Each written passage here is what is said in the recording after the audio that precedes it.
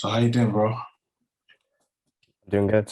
I just want to say I appreciate the time that you've taken out your day to come and speak with me. As already mentioned in your DMs, I'm the project manager at We Stop Hate Crime, and our campaign is based on raising awareness on knife crime amongst youths.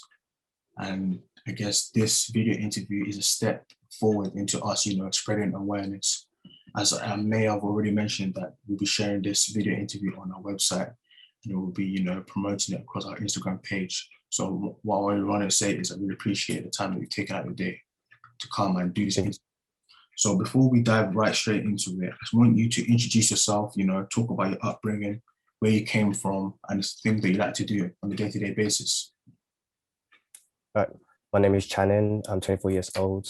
I study fine art mixed media at the University of Westminster.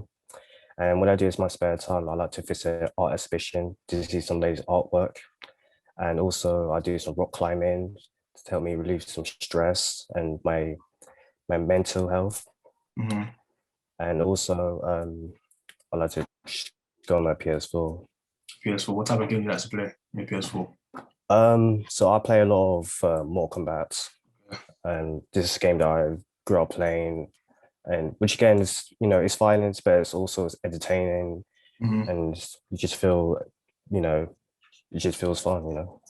Okay, cool. Yeah, it's good to hear a little bit about you. So I guess we could dive right straight into the interview. So the first question I have for you, Shannon, is knife crime a concern for you in your area? So the area that you live in now, is there any knife crime? And if so, is that a concern for you personally? Yeah, most definitely it is, because as someone who is born and raised in London, um, I've been hearing multiple knife crimes, in my area. Mm-hmm. I've I used to attend secondary school, which is my local area, Yeah. and and I hear mostly like young people get involved in the knife incidents, Yeah. either because I guess it's for protection, and because of course there are like groups of people, Mm-hmm. you know they consider themselves as a family, Yeah. and yeah, it's been a ongoing issues, for the past like few years, decades. Mm-hmm. And I hear them on the news, I hear them all in the newspaper, Mm-hmm. and it's something that needs to be dealt with, really. Yeah, I completely agree with you. As for me, especially like in my area, I'm from Croydon, based in Croydon. Knife crime is something that is pretty is at a growing rate over here, and it's something that most institutions, most fundraisers, most charities, they're trying to raise awareness and try to decrease the numbers of kids going taking another life or being in danger. So I understand what you're coming from. So second question is, why do you think knife crime occurs? So do you think it stems from drugs, self-protection, money, popularity? Why do you think knife crime is such a popular thing in our societies, especially? um so thinking about knife crime, there are multiple reasons, why it's still occurring. One, of course, drug related, whether it's smuggling cannabis or heroin. And most people get but most people lose their lives over it, because so I remember, because they get asked, if they do cannabis, heroin, and they do sort of like the business sort of thing. Yeah. And of course, like, again, I don't know how it works. Because I don't witness all these, but from what I Yeah. heard, um, if it doesn't work, and then that's when there's a brawl, and that's when they lose their Yeah. lives. And second, it could be gang related. You Yeah. know, different areas in London, Mm. and if there's a specific areas you grew up, you go to, and a group of people, and they might approach you, they might ask you, oh, where you from, Mm-hmm. all that, Mm-hmm. and they might not appreciate you being there, So it makes you, again, it makes you feel, um, threatened, unwelcomed, Hmm. and that could, that's this issue, or or suppose mistaken identity. So Hmm.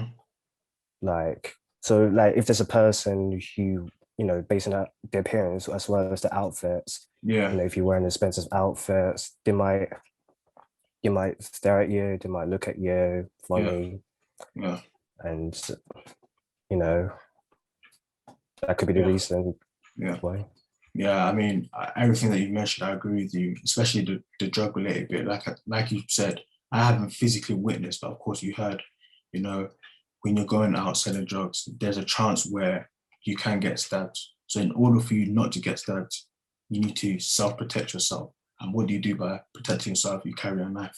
So, that's a contributing factor to most young people carrying knives. But yeah, Yeah. it's unfortunate. But the third question I have for you, Shannon, is from a knife crime incident that you may have heard or seen as an individual, how did that make you feel? So it doesn't have to be you specifically being at the knife crime. You could probably seen it on the news, you could seen it on your phone, on Twitter. As an individual, how did that make you feel, especially being a young man, growing up in these specific communities? It makes me feel unsafe and unprotected. You know, I sometimes watch the news like quite frequently on the evening or night, and I've been hearing quite a lot of multiple incidents on life crimes, in separate areas in Croydon and Kilburn, Mm-hmm. and two has unfortunately died and 14 have been injured, Mm-hmm. and it's kind of shocking because it happened over the course of 2 weeks. So it's like, you know, it's happened, that fast. And Yeah. this is and 2021 just started. Mm-hmm. So it's like it's just kind of a shocking statistic, really. Mm-hmm. And me, someone who goes to university and lives in Condemnation, I've recently heard in last year about a 16-year-old boy. I think he's 17-year-old. He fortunately lost his life as well in Northwood Park Station, what Yeah. I I heard about that. in my uni, and which is again sad because this is where I used to go to the station where I travel, and when I go to grocery store, Mm-hmm. and so it makes me feel unsafe and unprotected, really, Mm-hmm. because I'm the sort of guy who loves to travel a lot. I sometimes Yeah. um, travel at nights, to grab something to eat. Mm-hmm. But when you hear a life incident in your areas, you know, it makes you don't want to go out anymore. Yeah. Like, want Yeah. I to mean, stay indoors. Yeah, I mean, I understand what you're saying in terms of you not wanting to go out. As you mentioned already, you're the type of person that stays at uni and goes out frequently to go and get something to eat. And then you hear that the area that you constantly go up and down, someone has been stabbed. It's understandable to why not just you, but passerbys, other residents of the university can, feel some type of way and feel unsafe. And it's important to realize that these knife crimes are not just affecting the people who who are partaking in it, is affecting the neighbors, is affecting the passerbys, is affecting the people around that area. So, I Yeah, I understand where you're coming from, and I see where the issue is. It's not just affecting other people. No, it's not just affecting the people who are actually partaking in it, but it's affecting the people around the surroundings. So this is the last question. And the last question is, what do you think can be done to prevent knife crime among the youths? So what type of measures do you think that the government could set in place?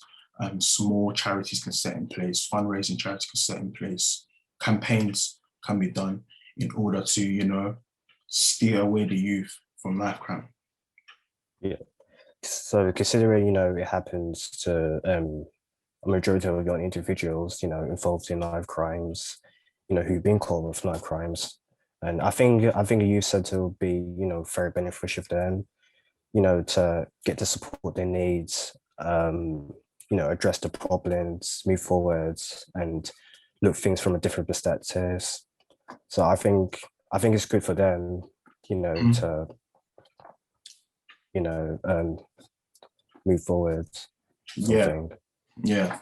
Like I remember back in 4, 5, 6, 7 years ago, we used to have youth centers. Do you know about those That youth centers? Did you ever witness one? Have you been to one? Youth centers.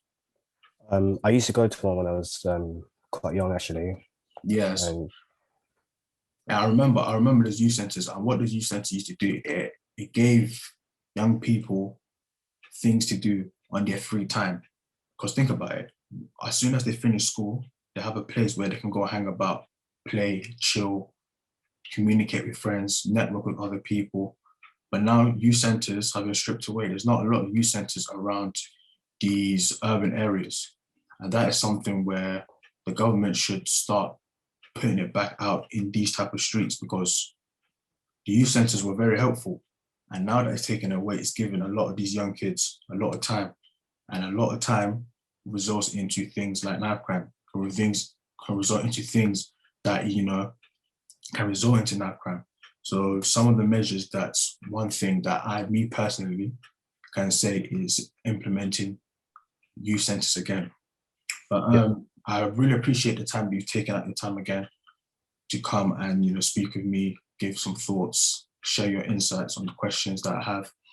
By all means, check out our website, We Stop Hate Crime. If you have a chance, you can cop a hoodie. As you can see that I'm wearing one, the logo We yeah. Stop Hate Crime. It's going for £20.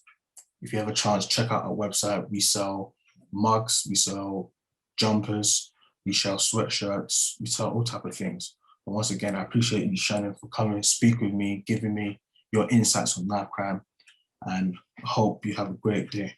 Thank you. Thank you. It was a pleasure. Thank you.